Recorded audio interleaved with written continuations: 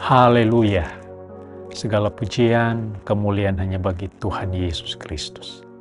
Bapak Ibu Saudaraku, kembali bersama dengan Yesus Kuatku. Menyapa kita hari ini, berharap semuanya dalam keadaan baik dan semuanya ada di dalam penyertaan dan kasih sayang Tuhan. Sebelum kita akan masuk di dalam renungan hari ini, mari kita berdoa. Bapa Surgawi yang kami muliakan di dalam nama Tuhan Yesus Kristus. Terima kasih untuk hari ini, kembali kami akan masuk di dalam renungan firman. Biarlah firman-Mu akan senantiasa memberikan kami kekuatan, semangat, sukacita untuk kami beraktivitas, terlebih kami melayani pekerjaan. Berkati umat Tuhan, dimanapun berada, dan secara khusus jemaat Tuhan yang mengikuti tayangan ini. Kami akan masuk dalam renungan firman di dalam nama Tuhan Yesus Kristus. Haleluya. Amin.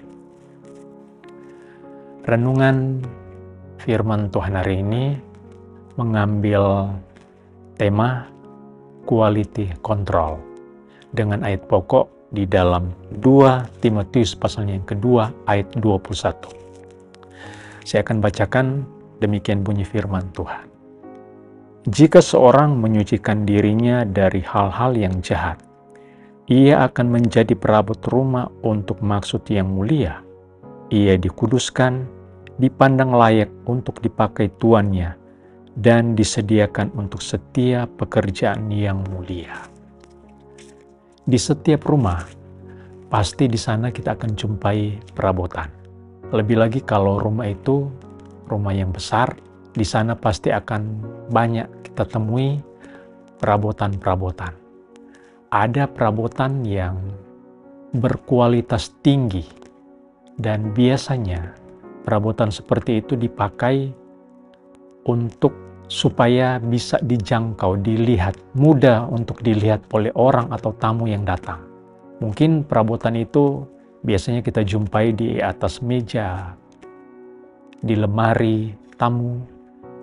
Pokoknya perabotan-perabotan yang ada di ruang tamu itu biasanya perabotan yang bernilai tinggi dan mahal.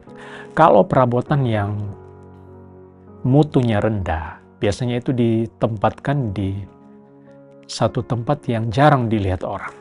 Bapak Ibu Saudaraku, firman Tuhan yang kita akan renungkan hari ini bagaimana menggambarkan bahwa di dalam rumah itu ada perabotan yang disebut perabot yang mulia dan kurang mulia.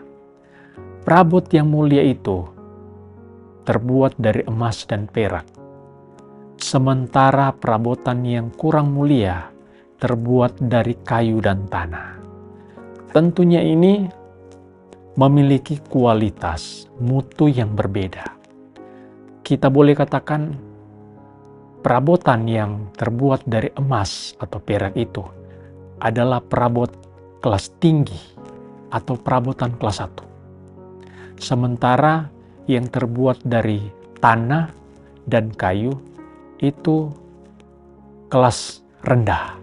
Kalau kita mau menjadi perabotan yang mulia, kita harus menyucikan diri. Kita harus menguduskan diri. Dan di dalam firman Tuhan 1 Petrus pasal 1 ayat 6-7. Di sana digambarkan kalau kita mau memiliki iman yang murni, kita harus seperti emas. Emas itu diuji kemurniannya itu dengan dibakar. Emas itu harus melewati pembakaran. Disitulah akan didapatkan emas yang murni. Demikian juga dengan kita, untuk membuktikan kemurnian iman kita, kita harus melewati dulu apa yang dinamakan ujian iman, pencobaan, dan juga duka cita. Saudara-saudaraku, Tuhan memakai orang-orang yang hidupnya kudus di hadapan Tuhan. Kalau mau kita dipakai oleh Tuhan, satu catatan, kita harus menyucikan diri dari segala kejahatan. Harus hidup kudus, tahan uji. Kita harus kuat ketika kita dicobai. Ketika kita diperhadapkan dengan pergumulan yang berat, iman kita itu tetap teguh di dalam Tuhan. Bapak Ibu yang dikasihi oleh Tuhan, maukah kita dipakai oleh Tuhan untuk perkara-perkara yang mulia?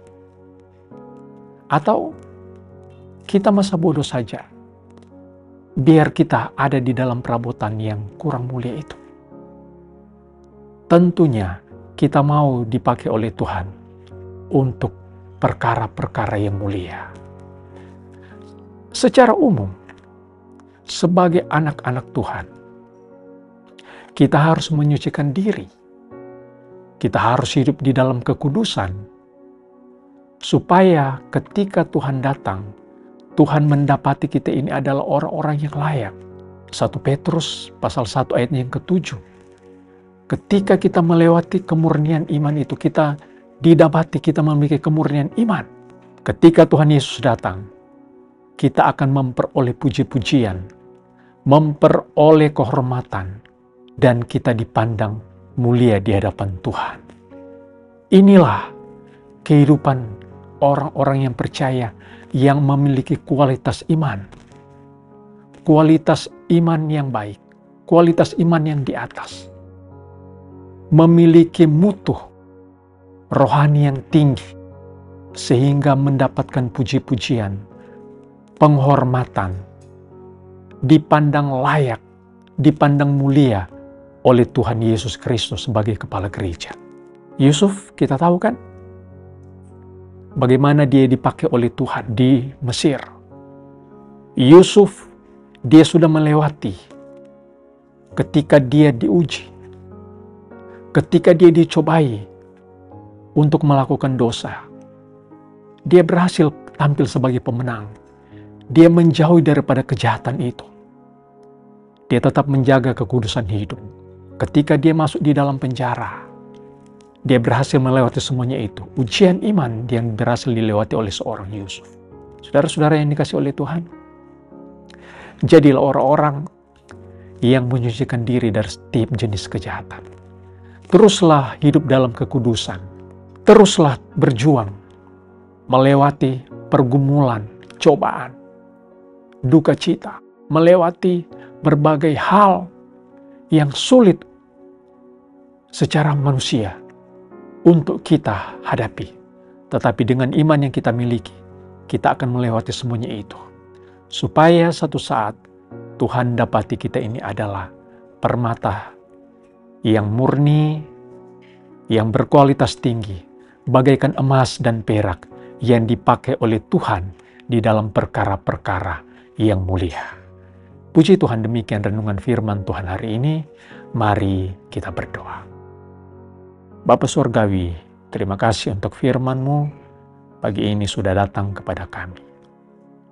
Bagaimana kami harus menjadi perabot yang mulia, seperti emas dan perak, yang memiliki kualitas mutu yang tinggi, yang dipandang layak oleh Tuhan, sehingga Tuhan boleh pakai dalam perkara-perkara yang mulia. Tuhan pakai untuk hal-hal yang Tuhan rindukan, hal-hal yang Tuhan inginkan. Kami rindu ya Tuhan menjadi perabot yang mulia, seperti emas dan perak. Untuk tujuan yang mulia tentunya. Terpuji nama-Mu, berkati umat Tuhan, jemaat Tuhan, dimanapun mereka berada.